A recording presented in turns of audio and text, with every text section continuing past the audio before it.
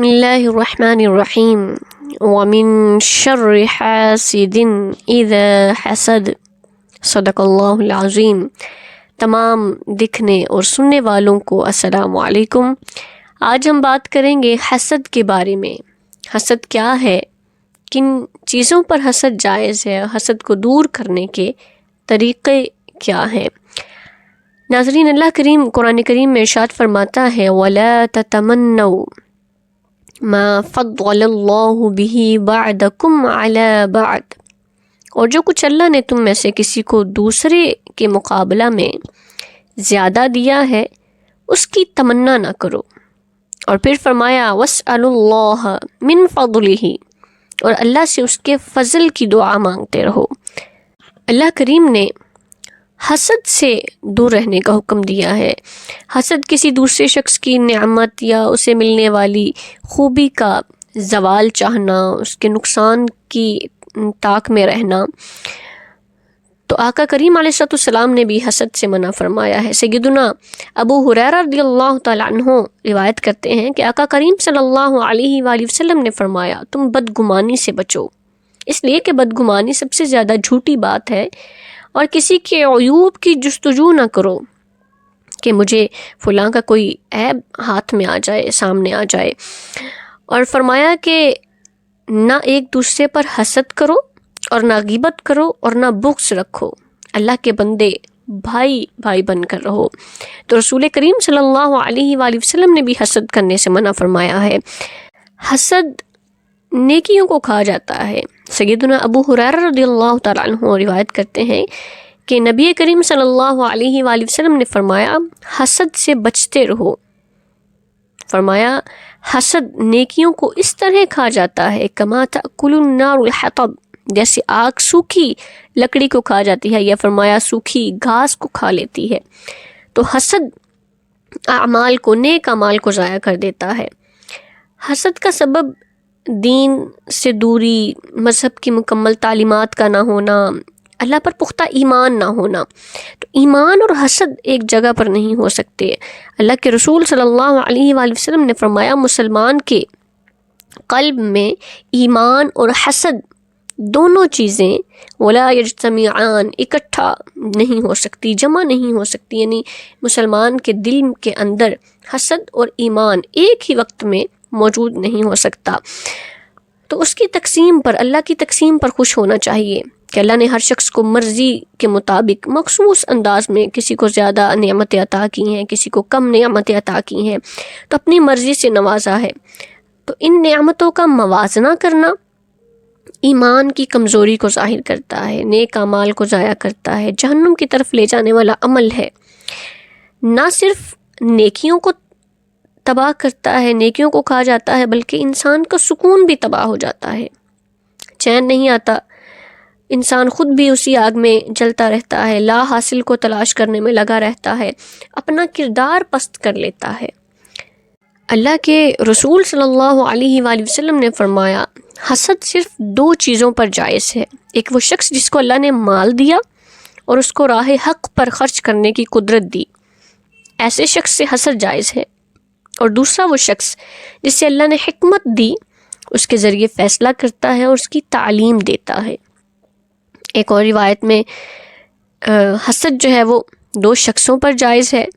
ایک وہ جو دن رات قرآن پڑھتا ہے، اللہ کا ذکر کرتا ہے، اور اس کا پڑوسی سن کر کہتا ہے کہ کاش مجھے بھی اس کی طرح پڑھنا نصیب ہوتا تو میں بھی اسی طرح عمل کرتا۔ دوسرے اس شخص پر جسے اللہ نے دولت دی اور راہ حق میں خرچ کرتا ہے، تو پھر کوئی شخص اس پر رشک کرتے ہوئے کہتا ہے کہ کاش مجھے بھی یہ مال میسر آتا تو میں بھی اسی طرح سے اسے صرف کرتا، اسی طرح سے مال خرچ کرتا۔ تو رشک اور حسد میں فرق ہے۔ حسد کسی کی نعمت کا زوال چاہنا کہ اس سے چھن جائے، مجھے مل جائے، اور رشک یہ ہے کہ کسی کو دیکھ کر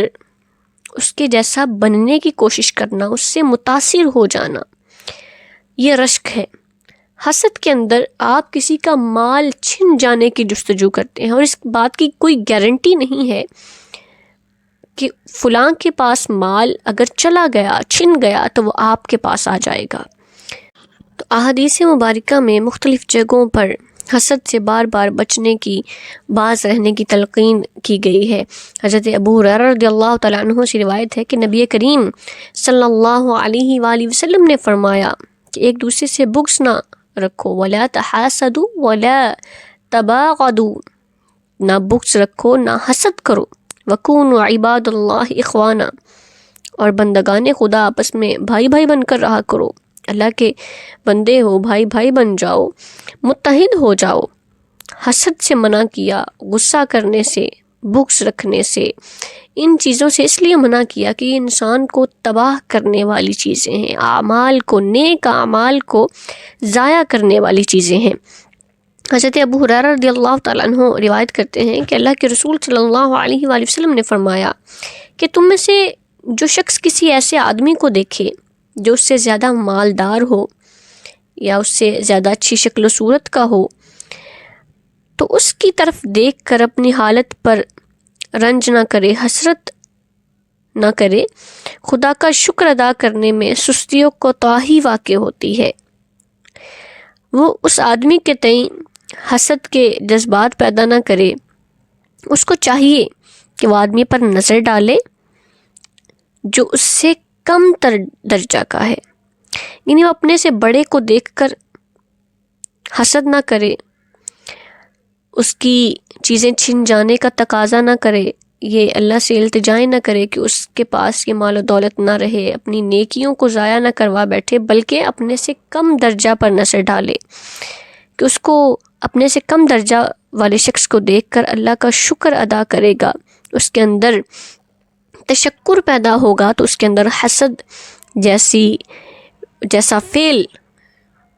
ذات میں شامل نہیں ہوگا، وہ حسد جیسی بیماری سے دور رہے گا۔ تو حسد سے باز رہنے کے لیے جن نعمتوں پر حسد کر رہے ہیں آپ، یعنی کسی کے پاس دولت زیادہ ہے، دل میں حسد آ گیا، مکان، بڑا گھر، گاڑی، جس نعمت پر حسد ہو رہا ہے کسی سے، تو اس پر دعا کریں کہ وہ آپ کو خیر کے ساتھ ملیں، محنت کر کے کامیاب ہوں، ناانصافی سے، برے فعل سے، یعنی کسی چیز کو پانے کے لیے برے عمل کو اختیار، برے فعل کو اختیار، برے راستے کو اختیار نہ کیا جائے، بلکہ محنت کر کے راہ مستقیم پر چل کر اللہ کی اس نعمت کو حاصل کرنے کی کوشش کریں۔ اور جس چیز سے آپ حسد کر رہے ہیں اس کو عارضی سمجھتے ہوئے اللہ کی جنت میں جو نعمتیں ہیں اس کو یاد کریں کہ یہ تو دنیا میں ختم ہو جانے والی عارضی نعمتیں ہیں، جنت میں اللہ کی جو نعمتیں ملیں گی ان کو یاد کریں تاکہ حسد جو ہے وہ چلا جائے۔ جس شخص سے حسد ہو رہا ہے اس کے لیے دعا کریں، اس سے ملیں، اس کو تحائف دیں تاکہ آپ کے دل میں اس شخص کے لیے محبت پیدا ہو، حسد چلا جائے۔ اللہ سے دعا کرتے رہیں کہ وہ آپ کو اس بیماری سے محفوظ فرمائے۔ جب اللہ کو یاد کریں گے تو اللہ رب العالمین حفاظت فرمانے والا ہے، وہ اس چیز سے، اس برائی سے، ہر برائی سے آپ کو محفوظ فرمائے گا۔ اللہ سے توبہ کرتے رہیے، استغفار کرتے رہیے کہ وہ آپ کو دعا کریں کہ آپ کو اپنی رضا میں راضی رہنے کی توفیق عطا فرمائے۔ پھر موت کو یاد کریں، اگر آپ کے اندر یہ بیماری جنم لے رہی ہے کہ ہمیں سب کچھ چھوڑ کر دنیا سے جانا ہے، تو یہ چیزیں ساری دنیا میں رہ جائیں گی۔ حسد سے بچنے کے فضائل کیا ہیں ان کو یاد کرتے رہیے، بری عادات کی اصلاح کرنے کی کوشش کرتے رہیے، دوسروں کی خوشیوں میں خوش رہنے کی کوشش کریں۔ جیسا کہ پہلے بھی بتایا ہے کہ اس بات کی کوئی گارنٹی نہیں ہے کہ اگر آپ خوش نہیں ہو رہے، آپ کو اس نعمت پر، اس چیز پر حسد آ رہا ہے، تو اگر اس سے وہ چیز چھن بھی گئی تو کیا گارنٹی ہے کہ وہ ہمارے پاس ہی آئے گی؟ تو اس لیے اپنے بھائی کو ملنے والی نعمت پر خوش ہونا چاہیے، حاسد نہیں بننا، حسد کرنے والا نہیں بننا، کہ یہ شیطانی عمل ہے۔ آدم علیہ السلام کو شیطان نے حسد کی وجہ سے، تکبر کی وجہ سے سجدہ نہ کیا کہ یہ مٹی کا آدمی ہم سے بہتر کیسے ہو سکتا ہے، تکبر میں آ گیا، حسد کر لیا۔ تو یہ سب سے پہلا گناہ ہے جو شیطان نے کیا، اور حضرت یوسف علیہ السلام کے بھائیوں نے بھی اسی طرح سے اپنے بھائی کو قتل کروانے کا منصوبہ بنایا، پھینک دیا اس لیے کہ انہیں باپ کی توجہ حاصل ہو جائے گی، حسد کیا حضرت یوسف علیہ السلام سے، تو ان کے ہاتھ کچھ بھی نہ آیا، لا حاصل رہے وہ۔ تو حسد سے بچنا ہے، حسد کے قریب ہمیں نہیں جانا، اللہ سے دعا کرنی ہے کہ اللہ رب العالمین ہمیں اس بیماری سے دور رکھے۔ قرآن کریم کے اندر بھی اللہ کریم نے ارشاد فرمایا کہ جب وہ لوگ کہ جب تمہارا بھلا ہوتا ہے ان کو برا معلوم ہوتا ہے، جب تمہیں کوئی مصیبت آتی ہے تو یہ خوش ہوتے ہیں۔ تو یہ حاسد لوگ ہیں، یہ کافر تھے جو مسلمانوں سے حسد کرتے تھے، کسی کو حقیر سمجھتے ہوئے کہ یہ شخص، اس کو اتنا عطا ہو گیا، اللہ نے اس کو اتنا دے دیا، یہ تو کمتر ہے، یہ تو حقیر ہے، یہ تو ہمارے سامنے کچھ بھی نہیں ہے۔ تو اس چیز کو اپنے اندر نہیں آنے دینا۔ خالق و مالک اور مختار کل جس نے جس کو جیسا چاہا عطا کر دیا، تو اس پر اعتراض کا حق کسی کو حاصل نہیں ہے۔ وہ جس کو چاہتا ہے بادشاہت عطا کرتا ہے، عزت عطا کرتا ہے، اور جس کو چاہتا ہے فقیر کر دیتا ہے، ذلت دے دیتا ہے، کسی کو صاحب اولاد کرتا ہے، کسی کو اولاد سے محروم کر دیتا ہے، کسی کو صحت عطا کرتا ہے، کسی کو بیماری میں مبتلا کرتا ہے، آزمائش میں مبتلا کر دیتا ہے۔ تو اس لیے معاملات کو اللہ کے حوالے کر دینا چاہیے، اس کا شکر ادا کیا جائے جو اس نے نعمتیں عطا کی ہیں۔ کچھ انسانوں کی یہ ذہنیت ہوتی ہے کہ وہ کسی کو آگے بڑھتا ہوا دیکھنا پسند نہیں کرتے، لوگوں کو بتاتے ہیں، لوگوں کے سامنے اس کو ذلیل کرنے کے طریقے ڈھونڈتے ہیں، یا وہ گناہ جو اس نے کبھی سالوں پہلے کیے تھے یا وہ چھوڑ چکا ہے، توبہ کر چکا ہے، ان گناہوں کو اللہ کے لوگوں کے سامنے بیان کرتے ہیں جن کی وہ اللہ سے توبہ کر چکا ہے، اللہ سے معافی مانگ چکا ہے۔ تو اللہ رب العالمین تو غفور الرحیم ہے، وہ تو بندے کی توبہ کا انتظار کرتا ہے کہ کس وقت وہ توبہ کرے۔ تو جب اس نے توبہ کر لی اللہ سے، وہ گناہ چھوڑ دیے، تو اب الزام لگانا اپنی روح کی تسکین کے لیے، خود کو بڑا ثابت کرنے کے لیے کہ میں اچھا ہوں، تو یہ اس ایسا کرنے والے کی ذہنیت میں فساد ہے۔ ظاہر ہے کہ حسد کی آگ میں ایک تو وہ نیکیاں جلا رہا ہے، دوسرا خود بھی جل رہا ہے، کسی طرح سے میں برتر ثابت ہو جاؤں، میں اعلیٰ ثابت ہو جاؤں، میں عزت دار ثابت ہو جاؤں۔ تو اپنی نیکیوں کو بھی جلا لینا اور خود بھی اس آگ میں جلنا کوئی عقل مندی نہیں ہے، تو یہ اس کی ذہنیت میں فساد ہے۔ تو ان چیزوں سے بچنے کی کوشش کی جائے۔ اللہ کے رسول صلی اللہ علیہ وآلہ وسلم نے سابقہ امتوں کی ہلاکت کا سبب حسد کو قرار دیا ہے۔ حضرت زبیر رضی اللہ تعالیٰ عنہ سے روایت ہے کہ اللہ کے رسول صلی اللہ علیہ وآلہ وسلم نے فرمایا کہ پہلی امتوں کی بیماری آہستہ آہستہ تمہاری طرف سرکتی آ رہی ہے، اور وہ بیماریاں کون سی ہیں؟ الحسد والبغضاء، فرمایا کہ وہ حسد اور دشمنی ہے، یہ چیزیں جن کی وجہ سے پہلی امتیں جو ہے وہ تباہ ہوئی، یہ بیماری ان کی۔ فرمایا آقا کریم صلی اللہ علیہ وسلم نے کہ تمہاری طرف سے رکھتی آ رہی ہے۔ تو اللہ پر بھروسہ کرنا سیکھنا ہے، جو اس نے مجھے عطا کیا ہے اس پر شکر کیا جائے، اور جو وہ نوازے گا اللہ کریم تو اس پر بھی بھروسہ رکھنا چاہیے کہ اگر میرے پاس یہ چیز نہیں ہے تو رب کریم ضرور عطا کرے گا۔ قرآن کریم میں اللہ کریم کا ارشاد ہے وَمَن يَتَوَكَّلْ عَلَى اللَّهِ فَهُوَ حَسْبُهُ، جو اللہ پر بھروسہ رکھتا ہے، اللہ پر سب کچھ چھوڑ دیتا ہے، تو اس کے لیے وہ کافی ہے، اللہ کریم کی ذات کافی ہو جاتی ہے۔ اللہ کی طرف متوجہ ہونا ہے، اپنے تعلق کو اخلاص کے ساتھ اللہ کی طرف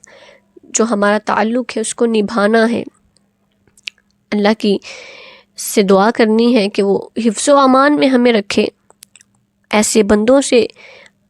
ہمیں جو ہے وہ نہ اٹھائے، ہمیں ایسے بندوں میں شامل نہ کرے جو ایسی بیماریوں میں مبتلا ہوں، جو ہماری نیکیوں کو ضائع کر دیتی ہیں، ہماری عبادات کو ضائع کر دیتی ہیں، جو شیطانی عمل کے اندر داخل ہیں۔ تو شیطان نے جب کہا تھا اللہ سے کہ میں تیرے بندوں کو گمراہ کروں گا، تو رب العالمین نے کیا کہا تھا؟ اِنَّ عِبَادِي لَيْسَ لَكَ عَلَيْهِمْ سُلْطَان، کہ بے شک ان عبادی، بے شک جو میرے بندے ہوں گے، لیس لک علیہم سلطان، جو میرے بندے ہوں گے، حقیقی میرے بندے ہوں گے، ان پر تیرا بس نہیں چلے گا۔ یعنی وہ شیطانی اعمال کو نہیں اپنائیں گے، وہ شیطان کی باتوں میں نہیں آئیں گے، اس کے وسوسوں میں نہیں آئیں گے۔ یعنی وہ شخص، حسد کرنے والا شخص بھی اس شیطانی عمل سے باز رہنے کی کوشش کرے۔ جس سے حسد ہے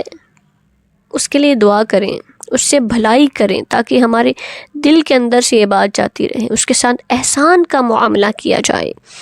اللہ کریم قرآن کریم میں ارشاد فرماتا ہے اس کے بارے میں وَلَا تَسْتَوِي الْحَسَنَةُ وَلَا السَّيِّئَةُ ادْفَعْ بِالَّتِي هِيَ أَحْسَنُ فَإِذَا الَّذِي بَيْنَكَ وَبَيْنَهُ عَدَاوَةٌ كَأَنَّهُ وَلِيٌّ حَمِيمٌ، کہ نیکی اور بدی یکساں نہیں ہے، تم بدی کو نیکی سے دفع کرو جو بہترین ہو۔ تم دیکھو گے کہ تمہارے ساتھ جس کی عداوت پڑی ہوئی تھی وہ دوست بن گیا۔ یعنی اگر نیکی کرتے ہیں بدی کو دور کرنے کے لیے، برائی کو دور کرنے کے لیے، کسی بدی کو آپ نیکی سے دور کرتے ہیں، نیکی کر کے اس کو کم کرنے کی کوشش کرتے ہیں گناہوں کو، پھر وہ آہستہ آہستہ گناہ کم ہو جاتے ہیں، تو پھر اللہ رب العالمین نے ارشاد فرمایا کہ تم دیکھو گے کہ تمہارے ساتھ جس کی عداوت تھی، دشمنی تھی، وہ تمہارا دوست، گہرا دوست بن جائے گا۔ تو اسی طرح سے جس سے حسد ہے اس کے ساتھ بھلائی کی جائے، تاکہ ہمارے دل کے اندر اس کے لیے محبت پیدا ہو جائے، وہ شخص بھی ہم سے محبت کرنا شروع کر دے گا۔ احسان کا معاملہ، بھلائی کا معاملہ اس کے ساتھ انجام دیا جائے۔ اور جو اس بیماری سے بچتے رہیں گے، آقا کریم صلی اللہ علیہ وسلم نے فرمایا